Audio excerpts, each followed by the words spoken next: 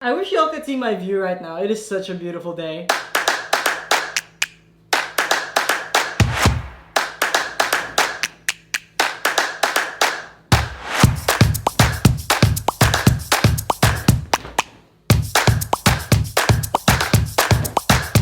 What up everyone, my name is Stephen Flores and welcome to Stephen Flores Travel. I hope you all had a great weekend and have a great weekend ahead. My week was kind of busy because I have a couple of projects lined up for you guys. Stay tuned for updates about that in my main channel called In Real Life. But for now, let's focus on the video I have for you guys today. So as I said before, this channel is primarily a budget channel. And what does that mean? This channel is dedicated to showing people that you can afford to travel even if you're on a limited budget. My goal for this channel is to inspire people to go out there and do that dream vacation you've always wanted to do, or see that place in the world you've always wanted to see. So I think videos like these are a good reminder of why I started this channel in the first place, because we're going to be counting down the 10 countries in Europe that I went to that I thought were really affordable. Of course, there are going to be some countries in Europe that are just like so expensive, like France and Iceland and Switzerland and all of that. But on the flip side, there are countries that you can go to for a very reasonable price. And those are the countries we're going to be talking about today. But before we get to that, I just want to say if you like this video, don't forget to give it a big thumbs up and comment down below. Also, don't forget to follow me on all my social media platforms at Stephen Flores for Facebook and at Stephen J. Flores for Twitter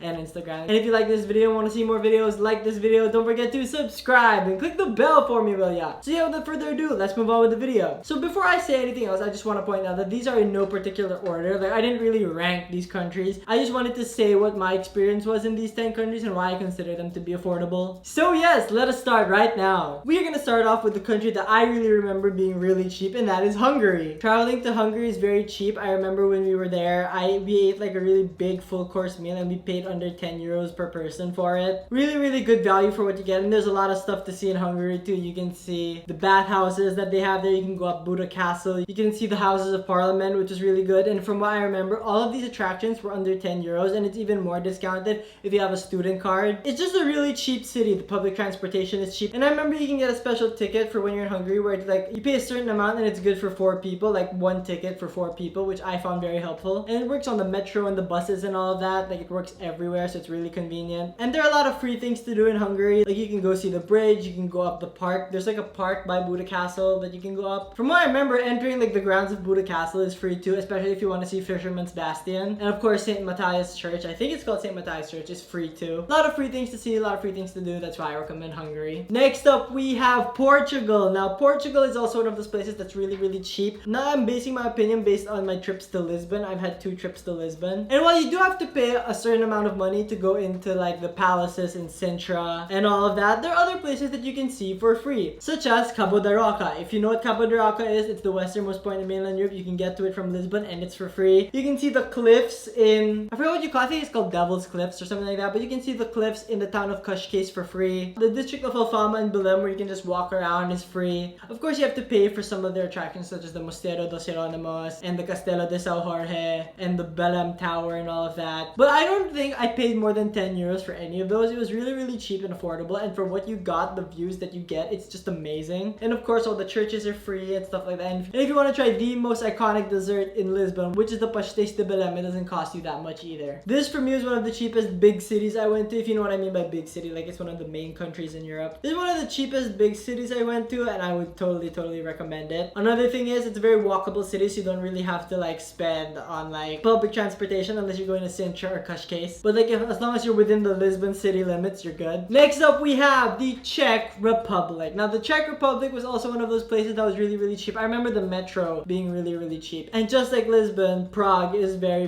walkable. You can go from the old town to the Charles Bridge up to Prague Castle, and it's just like you can walk the whole thing. The souvenirs aren't that expensive either. I remember I spent like 10 euros for a marionette, and I was like, whoa, I can't believe like that was just 10 euros. The food also is really cheap. I remember we ate in a sit-down restaurant and we were able to get like, it was less than 10 euros a person again. And again, there's so much free things to do. The Charles Bridge obviously is one of the most iconic things in all of Prague. I'm not sure if we had to pay to enter the grounds of Prague Castle. I'm not 100% sure about that. But I remember them selling combo tickets for you to go to certain places, and it was really affordable. And of course, the Old Town Square in the Old Town of Prague that looks like a fairy tale. You can just walk around and like soak everything in. Pretty amazing and pretty cheap stuff, I gotta say. Next up is Croatia. Croatia is one of the cheapest countries I've ever been to. I mean, Plitvice National Park, you think for a park like that would be really expensive, but it really wasn't. It was really affordable. That and the food is cheap. You're gonna hear me saying this a lot. You know, the food here is cheap and all that. Go during Christmas, please, because it has the best Christmas market in the entire Europe. And the prices in the Christmas market aren't gonna break your bank, so you know, it's worth going to. Also, like I said, the beauty of Zagreb, the capital of Croatia, is that you just get to go around and see different things like on foot. Very walkable city too, so you can save a lot of money there. Of course, you have to pay extra for some stuff, like the Museum of Broken Relationships, I think costs like €5 or something like that, but it's not too expensive. And food in Croatia is cheap, just like with the rest of Eastern Europe. And yeah, I highly recommend you guys go there. Next up, we have Slovenia. From what I remember, my Lake Bled experience was really cheap. I think I only paid €5 or €10 to go across to the island. And I had a private boat at that time. Well, it wasn't supposed to be private. We were waiting for passengers, but nobody showed up, so the guy just let me go like by myself, and I didn't pay the whole rate, which was really good, I must say. Also, I think the castle that you can climb up and take pictures of the lake from is like free. I think this is what I remember. It's free. Also, Ljubljana Castle is cool. I think you have to pay for the cable car to go up, but you don't have to pay to like walk around and explore the grounds. Also, their Christmas market is really nice and really cheap. I remember I kept going back for hot chocolate because it was really affordable. Highly again recommend Slovenia. Next up is Slovakia. I remember I went to Devon Castle and I paid about €10 for it. It was pretty cheap. I remember I went to Slovakia during the time when I wasn't really like trying to spend that much. Like, I would rather eat grocery food than like go out to restaurants.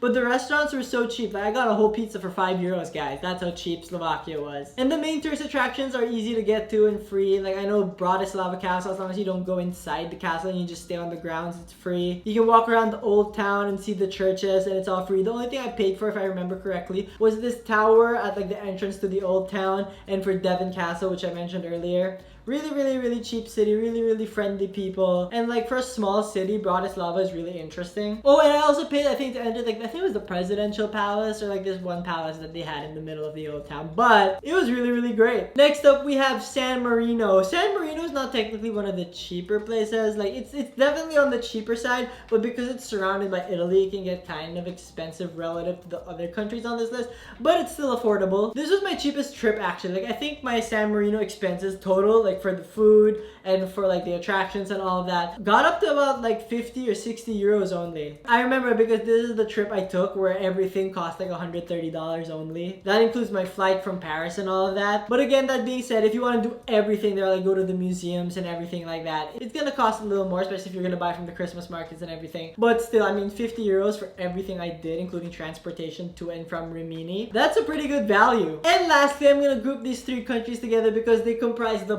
Baltic States, and that is Lithuania, Latvia, and Estonia. The Baltic States were actually my favorite region in Europe because it was so cheap. There's so much to do. For example, if you're interested in Soviet history, you can see places where the KGB kept prisoners in Riga. You can see where the KGB executed people in Vilnius. You can see where the KGB spied on foreign diplomats in Estonia. So it's really interesting, but not just for that. If you like the old fairy tale vibe of like Prague, then you should definitely go to Tallinn. Tallinn in Estonia is one of my favorite cities in all of Europe because it was so cheap and yet it was so amazing. There was so much to do. There was so much to see. You could never get bored. The streets just looked like they came out of like Cinderella or something. Same goes for Vilnius in Lithuania. I went during the fall and it was beautiful. Like, I think I mentioned this before. Lithuania, or at least Vilnius, feels like a city that sprouted out from the forest. Like, it was just like amazing. Riga, on the other hand, can depend on whether you like Art Deco architecture or not, because there's no real old town in Riga, but what they do have is pretty interesting. Like the Art Deco architecture and all that was pretty cool. And yes, those are my recommendations of the budget destinations in Europe that you should travel to next. Do you guys know any more budget destinations in Europe or anywhere else in the world? I want to hear about it. Comment them down below. And yes, I will see you guys next week for our next video. Thank you so much for watching. If you liked it, please subscribe and the like button down there. My last videos are to my left and to my right, and down in the description